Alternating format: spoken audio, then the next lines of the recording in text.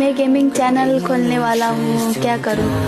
Gaming channel मतलब किस type का गेमिंग चैनल आप खोलने वाले हो?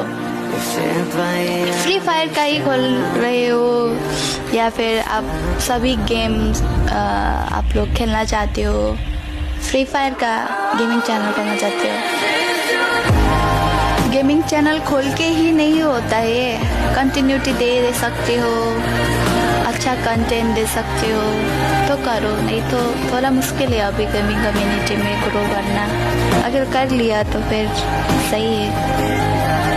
मैं तो बोलती हूँ सारा गेम खेलो, पहले से अपना लोगों को जो भी आपको सपोर्ट करते हैं उनको आप लेके जाओ साथ में, ऐसे सब गेम खेलो, चिट चैट करो, बातें करो, आपके साथ ज़्यादा घुल मिल होना चाहिए हो जो भी आपको देखेंगे वो लोग।